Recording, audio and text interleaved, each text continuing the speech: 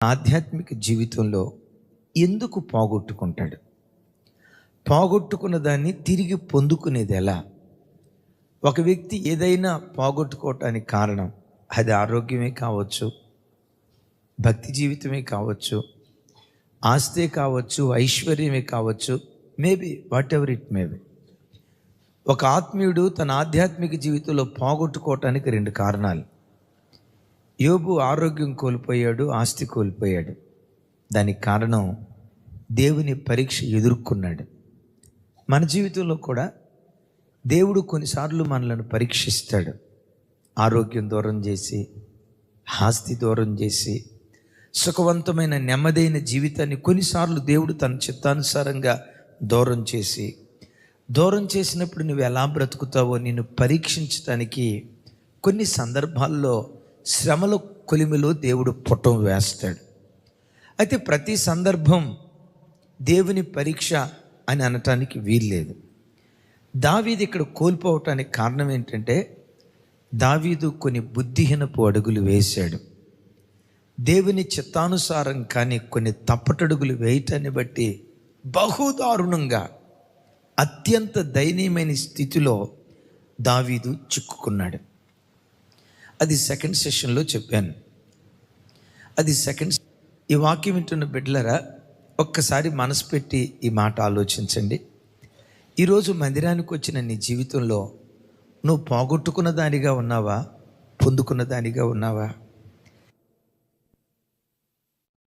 నీ ఆత్మీయత పోగొట్టుకోలే, నీ ప్రార్థనా జీవితాన్ని పోగొట్టుకోలే, దేవుడు నీకు ఇచ్చిన ప్రతిదాన్ని కాపాడుకుంటూ ఉన్నావు అన్నట్లుగా నీ మనసాక్షి చెప్తుందా?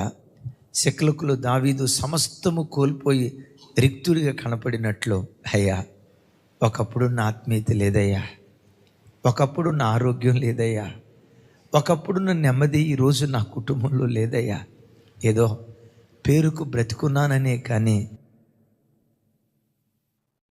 దృష్టిలో జనాలు చూసినప్పుడు నవ్వుతూ ఉన్నాను, నవ్వుతో పలకరిస్తున్నాను.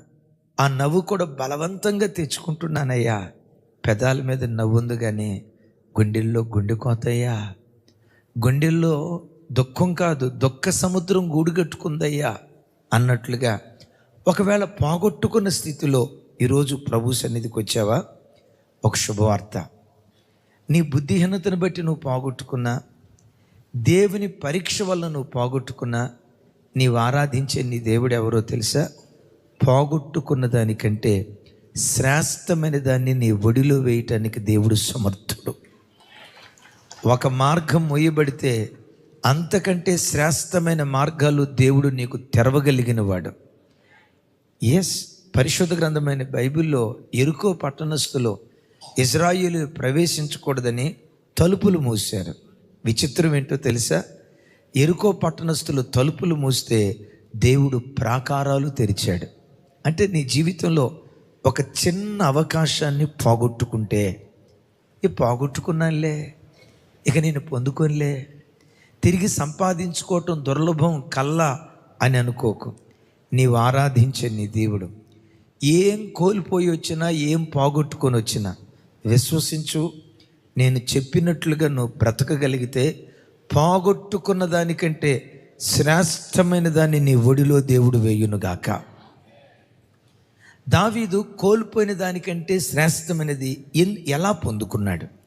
మనం పొందుకోవాలంటే ఏం చేయాలి? సిక్లకులో 600 మంది ప్రాణ స్నేహితులు. వాళ్ళు ఎవరయ్యంటే దావీదుతో అన్నారు, దావీదు నీ ప్రాణానికి, మీకు అర్థమైంది కదా, అదే చెప్పాలి. ప్రాణ స్నేహితులు అన్నా కదా, ఏమన్నారు దావీదుతో? నీ ప్రాణానికి నా ప్రాణం, మా ప్రాణ స్నేహితులు అనేటువంటి వారు. దావీదుతో పాటు వాళ్ళు కూడా నష్టపోయారు. దావీదు ఏడ్చాడు, 600 మంది ఏడ్చారు. ఇప్పుడు 600 మంది ఏమనుకున్నారు తెలుసా? మనకెందుకు ఈ కష్టం వచ్చింది, మనకెందుకు ఈ నష్టం వచ్చింది? దావీదు అనేవాడితో ఉండటాన్ని బట్టే కదా. సో కాబట్టి అసలు దావీదు అనేవాడు భూమి మీద లేకుండా చేస్తే పోలా అని 600 మంది దావీదును రౌండప్ వేశారు.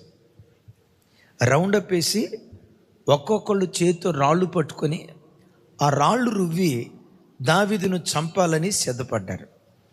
దావీదు ఏ స్థితిలో ఉన్నాడో ఇంకొకసారి చెప్తాను. అప్పటికే సౌలు చేత తరమబడుతున్నాడు. వీరి వలె దావీదు తన భార్యలను, పిల్లలను, ఆస్తిని పోగొట్టుకున్నాడు. మూడవది, ఎవరు ప్రాణ స్నేహితులని నీ ప్రాణానికి నా ప్రాణం అన్నారో ఆ ప్రాణ స్నేహితులే ప్రాణం తీసే శత్రువులుగా మారిపోయారు. ఇలాంటి దయనీయ స్థితిలో దావీదు కూలిపోకుండా, దావీదు కృంగిపోకుండా అక్కడ చక్కటి మాట రాసింది. అయితే దావీదు దేవుడైన యెహోవాని బట్టి ధైర్యము తెచ్చుకునేను అని రాసి ఉంటుంది. చూడండి ఆ మాట. ఆపుదాం అక్కడ. చివరి మాట నాతో కలిసి చెప్పండి. తమ తమ కుమారులను బట్టి, కుమార్తెలను బట్టి జనులందరికీ ప్రాణము విసిగినందున రాళ్ళు రువ్వి దావీదును చంపుదాము రండి అని వారు చెప్పుకొనగా, దావీదు తన దేవుడైన యెహోవాను బట్టి ధైర్యము తెచ్చుకొనెను. ఒకసారి చూడండి. 600 మంది దావీదు చుట్టూతా ఏం చేశారని చెప్పాను? దావీదు చుట్టూతా రౌండప్ వేశారు. ఇక రాళ్ళు పట్టుకొని రువ్వి చంపేద్దాం అనుకున్నారు. దావీదు అనుకోవాలి, నాన్న నేనే చచ్చిపోదాం అనుకున్నా. సరే, నేను చచ్చిపోతే అది బలవన మరణం, ఆత్మహత్యగా అయిపోద్ది కదా. ఆత్మహత్య చేసుకొని చచ్చిపోతే నేను పరలోకానికి వెళ్ళను అంటారు కదా. కాబట్టి ఆ పుణ్యమేదో మీరు కట్టుకొని నన్ను చంపేయండి అయ్యా, బ్రతకాలని ఆశ లేదు, నన్ను చంపేయండి అయ్యా అని మరణానికి అప్పగించుకోవాలా, చావును కోరుకోవాలా. అలాంటి సంక్లిష్టమైన పరిస్థితులలో కూడా దేవుడైన యెహోవాను బట్టి ధైర్యం తెచ్చుకుంటూ ఉన్నాడు. బిడ్డలారా, నీ జీవితంలో నీ చుట్టూతో కూడా ఇంకెందుకు బ్రతికున్నావు? చచ్చిపో. ఎవరి కోసం బ్రతికున్నావు? చచ్చిపో. జీవితాంతం కష్టపడినా ఈ అప్పులు తీర్చలేవయ్యా. ఇంకేముందని బ్రతికావు? ఏముందని బ్రతికావు? నీ భార్య బజారుదైపోయింది, నీ పిల్లలు బజారు పిల్లలు అయిపోయారు. నీకు సమాజంలో ఏ పరువు మర్యాదలు ఉన్నాయి? ఈ బ్రతుకు అవసరమా? ఇలాంటి జీవితం అవసరమా? నా మాటను, చచ్చిపో. ఎందుకు ఈ బ్రతుకుతావు అని నీ చుట్టూతో ఉన్న కొన్ని సమస్యలు నిన్ను భయం వైపు నడిపిస్తాయి, నిన్ను మరణం వైపు నడిపిస్తాయి, ఆందోళన వైపు నడిపిస్తాయి. ఏం మిగిలిందని నేను బ్రతకాలయ్యా? ఎవరి కోసం నేను బ్రతకాలయ్యా? ఆల్రెడీ పిల్లలను కోల్పోయా, ఆస్తిని కోల్పోయా, దేశంలోకి వెళ్దామా రాజు నన్ను తరుముతున్నాడు, తల్లిదండ్రులకు దూరం అయిపోయా. ఇక ఇలాంటి బ్రతుకు నేను బ్రతికే కంటే నేను చచ్చిపోతే మంచిది కదా. ఇలాంటి ఆలోచన దావీదు తన మనస్సులోకి రానివ్వలేదు. అలాంటి సంక్లిష్ట పరిస్థితులలో కూడా దేవుడైన యెహోవాని బట్టి ధైర్యం తెచ్చుకున్నాడు. అయ్యలారా, నా వైపు చూడండి. సైతానుగాడు కూడా పదే నీ దగ్గరకు వచ్చి, చావు, ఎందుకు ఇంకా బ్రతుకున్నావు? ఎవరి కోసం బ్రతుకున్నావు? నువ్వు ఫెయిల్యూర్, జాబ్లో ఫెయిల్ అయిపోయావు, ఉద్యోగంలో ఫెయిల్ అయిపోయావు, ఆఫీసులో ఫెయిల్ అయిపోయావు, ఫ్యామిలీలో ఫెయిల్ అయిపోయావు. ఎక్కడ చూసినా ఫెయిల్యూరే కదా. ఎందుకు నువ్వు బ్రతుకున్నావు? ఏదో చిన్న విషపు చొక్క తీసుకొని చచ్చిపోవచ్చు కదా, ఊరేసుకొని చచ్చిపోవచ్చు కదా, లేకపోతే ఎక్కడికో ఓ చోటకి, తెలియని చోటకి వెళ్ళి తలదాచుకోవచ్చు కదా అని నీ చుట్టూతో ఉన్న సమస్యలు చావు చావు చావు చావు చావు అని మరణం వైపు నిన్ను రేపటం ప్రారంభిస్తాయి. అలాంటి సంక్లిష్ట పరిస్థితులలో కూడా దావీదు దేవుని బట్టి ధైర్యం తెచ్చుకున్నట్లుగా నీ బ్రతుకులో కూడా దేవునిని బట్టి ధైర్యం తెచ్చుకుందువుగాక. ఏమని? నేనేం కోల్పోయానో, కోల్పోయిన దాన్ని మరలా నా దేవుడు నాకు తప్పకుండా అనుగ్రహిస్తాడు. కోల్పోయిన దానికంటే శ్రేష్టమైన దాన్ని నా దేవుడు నాకు తప్పకుండా అనుగ్రహిస్తాడు. యోబు కోల్పోలేదా? కోల్పోయిన యోబును కోల్పోయిన స్థితిలోనే దేవుడు ఉంచాడా? లేదు కదా. తాను ఏం కోల్పోయాడో, ఎంత కోల్పోయాడో, కోల్పోయిన దానికి ప్రతిగా రెండంతలు దేవుడిచ్చాడే. నా జీవితంలో కూడా ఒక రోజు వస్తుంది, ఎంత కోల్పోయానో, ఏం కోల్పోయానో, కోల్పోయిన దానికి ప్రతిగా తప్పకుండా రెండంతలు దేవుడు నాకు అనుగ్రహిస్తాడు అని ప్రతి క్షణం దేవునిని బట్టి నువ్వు ధైర్యపడుదువుగాక. అగైన్ అమ్మ కూర్చోబెట్టి నా వైపు చూడండి. హల్లెలూయా. ఎవరిని బట్టి ధైర్యం తెచ్చుకోవాలి? నీ తెలివితేటలను బట్టి కాదు. ఎంతమంది బంధువులు ఉన్నారు, ఎంతమంది చుట్టాలు ఉన్నారు. మా మేనమా ఉన్నాడు, ఏలు ఇడిసిన మేనమా ఉన్నాడు, ఏలు పట్టుకున్న మేనమా ఉన్నాడు, మా కులస్తులు ఎంతమంది ఉన్నారు, నా తెలివితేటలు ఎంత ఉన్నాయి. నీ తెలివితేటలను బట్టిన ధైర్యం కాదు, నీ చదువును బట్టిన ధైర్యం కాదు, నీ ఉద్యోగ వ్యాపారాలను బట్టిన ధైర్యం కాదు. దేవుడైన యెహోవాని బట్టి నువ్వు ధైర్యం తెచ్చుకుందువుగాక. అలా మనం ధైర్యంగా బ్రతికితే ఏం జరిగిద్దో హెబ్రీలకు రాసిన పత్రిక అమోఘమైన మాట. ఒకసారి మీరు తెరిస్తేనే ఆ వాక్యం, బైబిల్ తెరిచి చూడండి. హెబ్రీలకు రాసిన పత్రిక, అపోస్తలుడైన పౌలు వారు 10వ అధ్యాయం 35వ వచనం. కాబట్టి మీ ధైర్యమును విడిచిపెట్టకుడి, దానికి ప్రతిఫలముగా గొప్ప బహుమానము కలుగును. పెద్దగా చెప్పాలి మాట, నా వైపు చూడండి. కాబట్టి మీ ధైర్యమును విడిచిపెట్టకుడి. కొంచెం నా వైపు చూసి పెద్దగా చెప్పాలి. కాబట్టి మీ ధైర్యమును విడిచిపెట్టకుడి. ఏం విడిచిపెట్టద్దు చెప్పాలి. ఎవరిని బట్టినగా ధైర్యం? నా దేవుడు నాకున్నాడు, నాకు మంచి రోజులు ఇవ్వకపోతాడా? నేను నవ్వే దినాలు ఇవ్వకపోతాడా? ఆనంద డోలికల్లో తేలియాడే రోజులు నాకు ఇవ్వకపోతాడా? మునుపటి కంటే శ్రేష్టమైన బ్రతుకు దేవుడు నాకు ఇవ్వకపోతాడా అని ప్రతి క్షణం దేవునిని బట్టిన ధైర్యాన్ని మనం విడిచిపెట్టకుండా ఉందుముగాక. అందుకని అంటాడు, కాబట్టి మీ ధైర్యమును విడిచిపెట్టకుడి, దానికి ప్రతిఫలముగా గొప్ప బహుమానము కలుగును. నువ్వు ధైర్యంగా బ్రతికితే నీ ధైర్యానికి ప్రతిగా గొప్ప బహుమానం నీ ఒడిలో తప్పకుండా దేవుడు వేస్తాడు. మరి నువ్వు పిరికోడు అయిపోతే బహుమానాన్ని కోల్పోతావు. నువ్వు పిరికి దానివైతే, ప్రతిదానికి భయపడితే ఎందుకు ఈ బ్రతకటం? చచ్చిపోతే పోదా? ఎంతమంది చచ్చిపోవట్లా, నేనెందుకు బ్రతకాలా అని నీ కలిగిన సమస్యను బట్టి నువ్వు పిరికి దానివై ప్రతి క్షణం కృంగిపోతూ ఉంటే అప్పుడు ఏం జరిగిద్దో తెలుసా? నీకు దక్కాల్సిన బహుమానాన్ని నువ్వు పొందుకోలేవు. నా దేవుడు ఈరోజు చెప్తున్నాడు, యేసు నామం పేరిట నీకు గొప్ప బహుమానం దేవుడిచ్చునుగాక, గొప్ప బహుమానం దేవుడిచ్చునుగాక. ఆ గొప్ప బహుమానం దేవుని యొద్ద నుండి నువ్వు పొందుకోవాలంటే చెప్పండి, ఎలా బ్రతకాలి? ఇట్లా అనండి తమ్ముడా, అనండి గట్టిగా. ఎట్లా?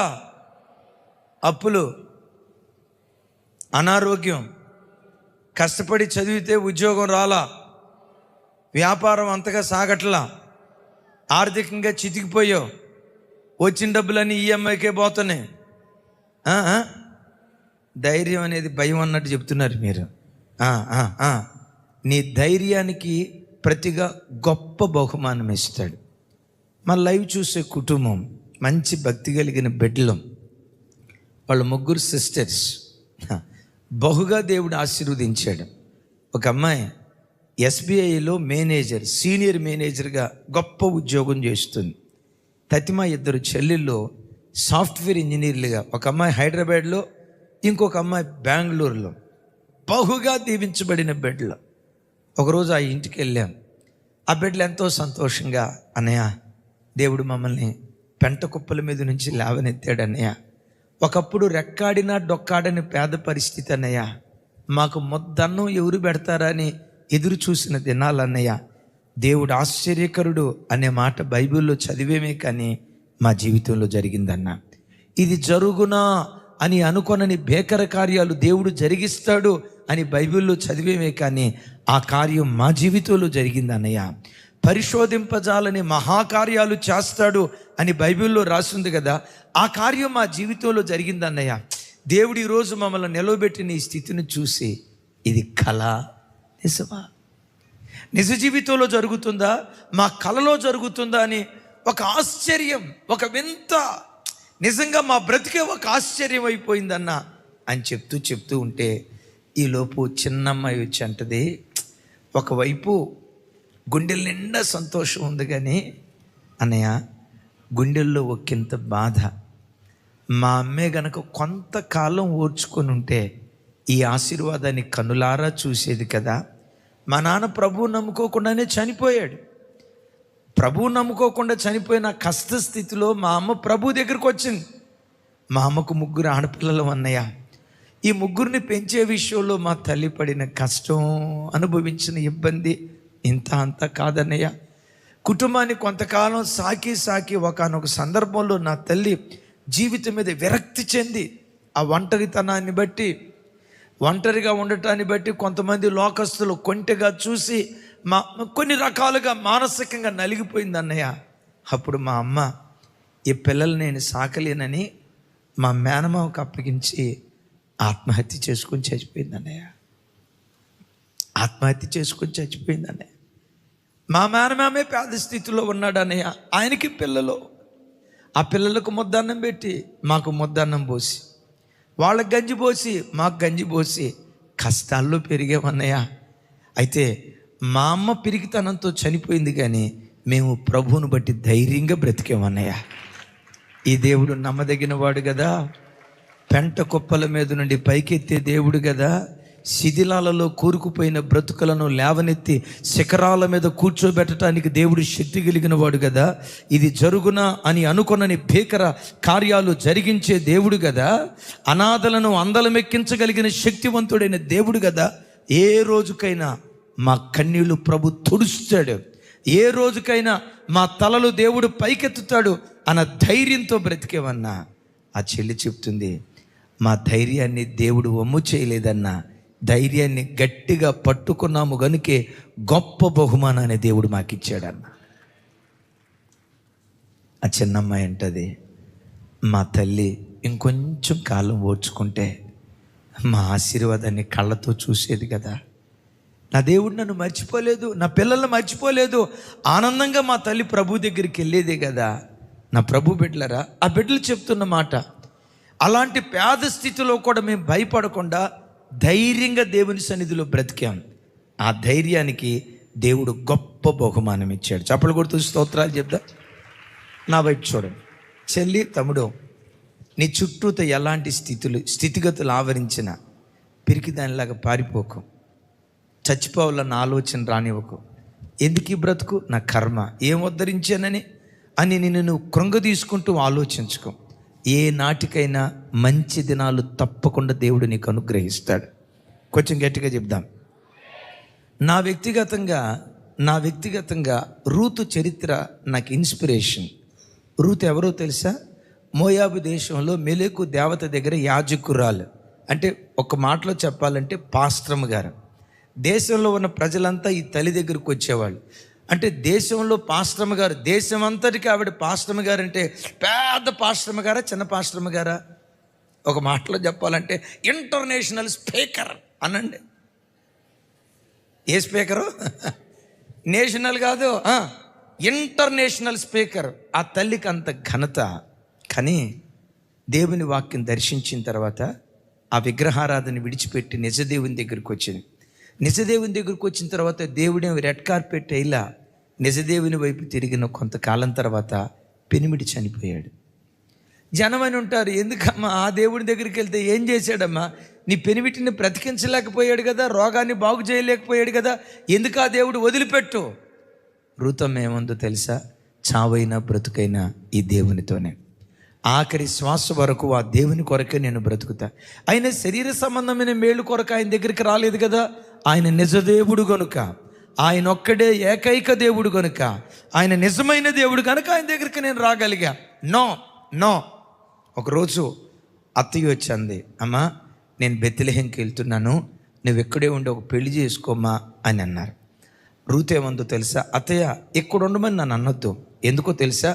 నీ దేశమే నా దేశం, నీ జనమే నా జనం, నీవు మృతి పొందు చోటనే నేను మృతి పొందుతా, మరణము తప్ప ఇంకొకటి ఏది మనల్ని ఎడబాపదు అని అన్న. ఎందుకు అత్త వెంట వెళ్ళటానికి కోరుకుందో తెలుసా? మోయాబు దేశంలో ఉంటే భర్త దొరుకుతాడు, దేవుడు దొరకడం. విన్నారు ఈ మాట? మోయాబు దేశంలో ఉంటే భర్త దొరుకుతాడు, కుటుంబం దొరికిద్ది, పిల్లలు దొరుకుతారు, సుఖవంతమైన జీవితం, యవ్వన ఆశ ఇచ్చలు నెరవేర్చుకునే అన్ని అనుకూలతలు మోయాబు దేశంలో రూతుకున్నాయి. నా మాట మీకు అర్థమైందా? మోయాబు దేశంలో ఉంటే భర్త దొరుకుతాడు, కానీ ఎవరు దొరకరు? విచిత్రం ఏంటో తెలుసా? యవ్వన ఆశా ఇచ్చలను సిలువేసి నాకు దేవుడు కావాలని మోయాబును వదిలిపెట్టి బెత్లెహేముకి వచ్చింది. అగైన్ బెత్లెహేముకి వచ్చిన తర్వాత దేవుడు రూతును చూసి, అబ్బాబ్బాబ్బా రూతు, నీ త్యాగం ఎంత గొప్పది, అబ్బా నా కొరకు ఎంత త్యాగం చేసుకున్నావు, నా కోసం మోయాబు దేశాన్ని విడిచిపెట్టి బెత్లెహేముకి వచ్చావు కాబట్టి నేను మహారాణిని చేస్తానని వెంటనే దేవుడు రూతు తల మీద ఏమన్నా కిరీటం పెట్టాడా? నో తెరిచి మాట్లాడాలి. కిరీటం పెట్టాడా? రెడ్ కార్పెట్ వేసి ఏమైనా ఇన్వైట్ చేశాడా? లేదు. ఇప్పుడు బెత్లెహేముకి వచ్చిన తర్వాత రూతు పరిస్థితి ఏంటో తెలుసా? బోయాజు పొలంలో పరిగేరుకునే పరదేశిగా పరిగేరుకుంటూ ఉంది. మోయాబు దేశంలో ఉన్నప్పుడు అనేకులకు అన్నం పెట్టిన చేతులు ఈరోజు పిడికిడి మెతుకుల కోసం అర్రులు చాచే పరిస్థితి. విన్నారా విన్నారా విన్నారా? నేను చెప్పిన మాట విన్నారా?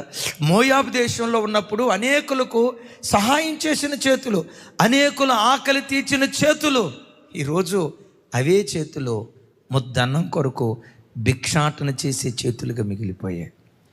ఇలాంటి సంక్లిష్ట స్థితిలో కూడా రూతు దేవుణ్ణి విడిచిపెట్టలా, ధైర్యాన్ని కోల్పోలా. ఆమెన్. బిడ్డలారా, నిజమే, జీవిత యాత్ర సాగేటప్పుడు కొన్నిసార్లు సంపన్న స్థితిలో దేవుడు మనల్ని ఉంచుతాడు. మరి కొన్ని సందర్భాలు పరిస్థితులు తలకిందులై ముద్దన్నం కోసం కూడా అల్లాడిపోయే స్థితులు ఇస్తాడు. మీరు నేను ఏమి నేర్చుకోవాలో తెలుసా? ఏ స్థితిలో యేసయ్య నన్ను ఉంచినా నేను సంతృప్తిగా బ్రతుకుతానయ్యా. సమృద్ధిలో ఉంచినా దేవునికి స్తోత్రం, కరువులో ఉంచినా, పెద్దగా చెప్పాలి, మీరు ఎట్టున్నారో తెలుసా? కరువులో ఉంటే నాకు ఆత్రం అన్నట్టు చెప్తున్నారు. సమృద్ధిలో ఉంచినా దేవునికి స్తోత్రం, కరువులో ఉంచినా దేవునికి స్తోత్రం అని అన్ని కాలాలలో అన్ని స్థితిగతులలో దేవుని పట్టుకొని ధైర్యంగా మనం బ్రతుకుదుంగాక. అద్భుతం. రూతమ్మ పరిగేరుకుంటా ఉంది. పరిగె సహజంగా పంట పొలంలో పనివాళ్ళ వెనక ఏరుకుంటూ వెళ్తారు కదా. పనివాళ్ళు పంట పొలం కోసుకొని కుప్పలేస్తూ ఉంటే అక్కడక్కడ పరిగె పడిపోయి ఉంటుంది. పరిగేరుకునే వాళ్ళు ముందు ఉంటారా వెనకుంటారా? ముందు ఎవరుంటారు? అందరూ ముందున్నారు. పాప రూతమ్మ తల్లి అక్కడ పరిగిన పరిగా ఎక్కడ పరిగుందని చూసుకుంటా ఏరుకుంటుంది. నేనంట మోయాబు దేశంలో వెదజల్లిన చేతిలో ఈరోజు ముద్దన్నం కోసం అర్రులు చాచే చేతులు. ఏం చేశాడమ్మా దేవుడు? వెళ్ళిపో. నో, ఈ రూతు చరిత్ర తప్పకుండా ఏదో ఒక రోజు నా దేవుడు మారుస్తాడు. పెద్దగా చెప్దాం. ఏదో ఒక రోజు నా బ్రతుకు దినాల్లో శ్రేష్టమైన దినాలు తప్పకుండా దేవుడు ఇస్తాడు. ఇచ్చినా ఇవ్వకపోయినా దేవునికి స్తోత్రం. నాకు నా ప్రభు ఉన్నాడు కదా, అదే నాకు చాలని అందరికంటే వెనక పంట పొలంలో పరిగేరుకుంటా ఉంది. పని వాళ్ళు ముందున్నారు. బోయాజు పొలంలో రూతమ్మ స్థానం లాస్ట్ అనండి. ఒకరోజు ఆ పంట పొలంలో దేవుడు ఏమని స్వరం వినిపించాడు చెప్పంటారు? నా వైపు చూడాలి. ఎబో టోన్ అన్నాడు. అనండి ఒకసారి, కొంచెం పెద్దగా వినపడలా. అవి ఇట్రా పెద్దగా ఇటు తిరుకుంటు. ఇప్పుడు మీరు అనండి. ఇప్పుడు రూతు ఎక్కడికి వెళ్ళింది? చివరి స్థానంలో ఉన్న రూతు మొదటి స్థానానికి వెళ్ళి ఆ పంట పొలానికి యజమానురాలుగా మారిపోయింది. అంతేనా? ఆ రూతు బోయాజును వివాహం చేసుకోవటం, వారిలో నుండి ఒబేదు రావటం, ఒబేదులో నుండి యెషయి రావటం, యెషయిలో నుండి దావీదు రావటం, దావీదులో నుండి లోకరక్షకుడైన యేసుక్రీస్తు ప్రభువారు ఈ రూతమ్మలో నుంచి వచ్చారు. ఎక్కడి నుంచి వచ్చారు? నేను అడుగుతా. రూతమ్మ నీకెంత గొప్ప బహుమానం దేవుడు ఎందుకు ఇచ్చాడమ్మా? నా ధైర్యానికి ప్రతిగా దేవుడిచ్చిన బహుమానం. ధైర్యానికి నువ్వు చెప్పిన మాట ధైర్యం అన్నట్లేదురా నాయన. ధైర్యానికి ప్రతిగా పోయి కూర్చో సాల్. దేవుని బట్టి నువ్వు ధైర్యంగా బ్రతుకు. ఏదో ఒక రోజు ప్రతిఫలం కోసుకునే కృప దేవుడిస్తాడు. నంబర్ 1 ధైర్యం. నంబర్ 2 నా వైపు చూడండి. దావీదు ఆ పరిస్థితిలో ధైర్యం తెచ్చుకొని వెను వెంటనే ఏం చేశారు? సమూయేలు మొదటి గ్రంథం చూడండి, అక్కడ 7వ వచనం.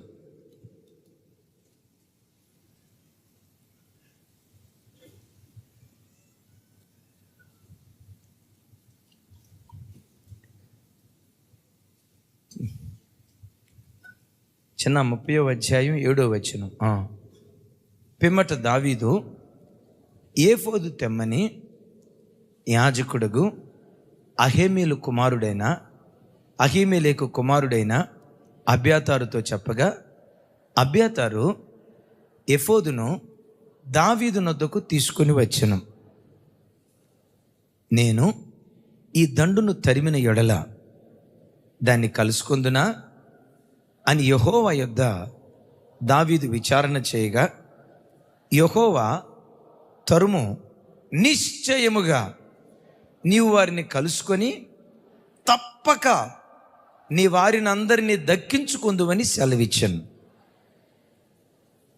ఒకసారి చూడండి, అమాలేకీలు సిక్లగు మీదకి వచ్చి మొత్తం దోచుకొని వెళ్ళారు.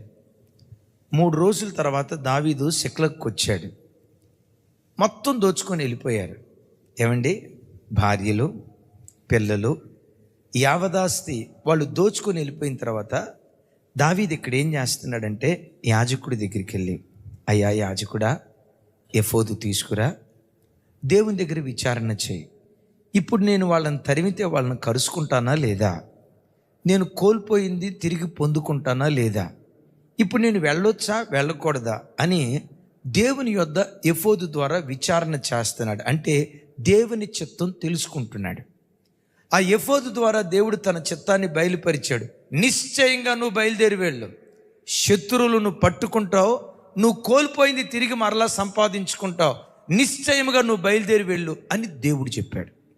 నేనంట దావీదులో ఉన్న గొప్ప గుణం, కోల్పోయిన దానికంటే శ్రేష్టమైన దాన్ని పొందుకోవటానికి కలిగిన కారణం, దావీదు ఎప్పుడు తన భావోద్వేగాలను బట్టి నిర్ణయం తీసుకోడు. వినండి మాట, తన ఉద్రేకాలను బట్టి అడుగులు వేయడు.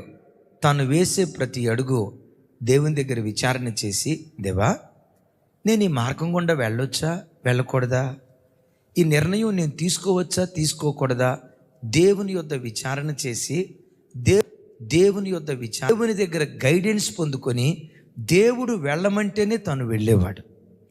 అసలు ఇది దేవుని దగ్గర విచారణ వెళ్ళారు. ఆస్తిని ఏమంటే ఒక మాట చెప్తాను, ఇట్లా జరగకుండును గాక. ఆమె చెప్పండి ఒకసారి. ఇప్పుడు నేను చెప్పబోయేటట్లుగా మన గృహాల్లో జరగకుండును గాక. ఏంటంటే, రాత్రిపూట మీ ఇంట్లో దొంగోళ్ళు పడ్డారు. దొంగోళ్ళు పడి ఆస్తి అంతా తీసుకొని వెళ్తున్నారు. దొంగోళ్ళు పడ్డారు, ఆస్తి అంతా తీసుకొని వెళ్ళిపోతున్నారన్న వార్త తెలిసిన తర్వాత వీళ్ళ దగ్గరికి వెళ్ళి దొంగోళ్ళు ఇటు నుంచి వచ్చారు, ఏ మార్గం గుండా వచ్చారని వాళ్ళని అడుగుతా పోలీస్ స్టేషన్కి వెళ్తారా? మోకరించి, అయ్యా మా ఇంట్లో దొంగోళ్ళు పడ్డారంట, వద్దా తరవమంటారా వద్దా? నా ఆస్తి తిరిగి సంపాదించుకోవటానికి, వాళ్ళని కలుసుకోవటానికి, వాళ్ళని చేరటానికి, వాళ్ళని తరవటానికి, వాళ్ళని పట్టుకోవటానికి వెళ్ళమంటారా వద్దా అని ఎవరైనా ప్రార్థన చేస్తారా? అది మన సొత్తు సార్, మన సొత్తు వాడు తీసుకొని వెళ్తుంటే అలాంటి పరిస్థితుల్లో ఎవడైనా దేవుని చిత్తం కోసం వెతుకుతాడా? ఒకసారి చెప్పండి. అక్కడ దేవుని చిత్తం పనిచేస్తుందా? మనుషుని యొక్క భావోద్రేకాలు పనిచేస్తాయా? ఎప్పుడు బిడ్డలారా, నాకు సమస్యలు వస్తాయి, మీకు సమస్యలు వస్తాయి.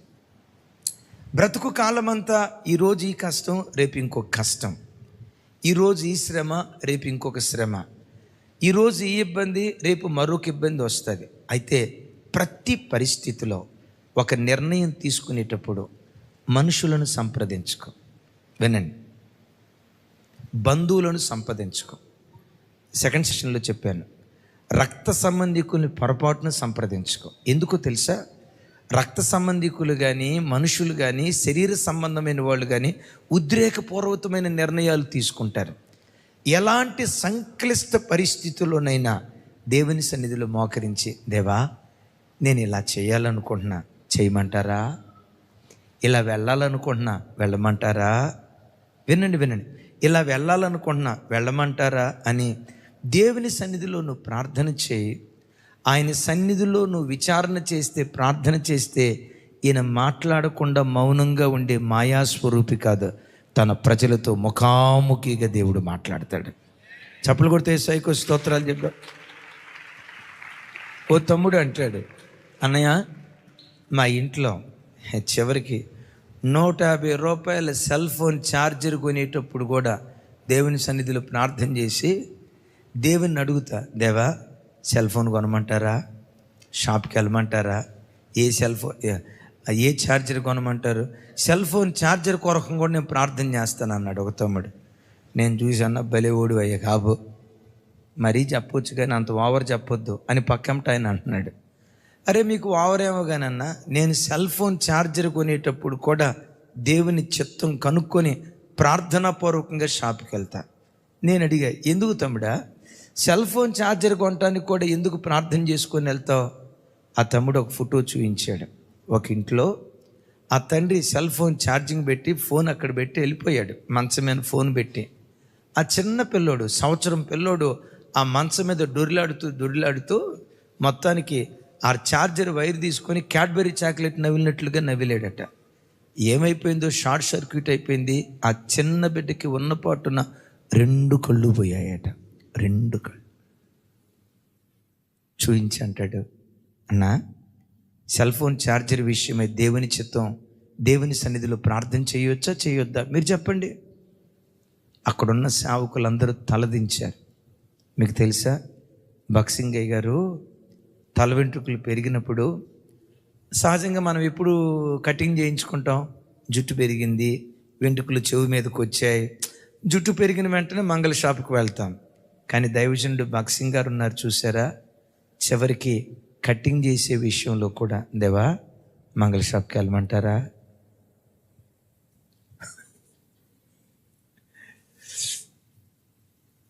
ఆ భక్తుల ఆత్మీయ స్థాయి చూడండి.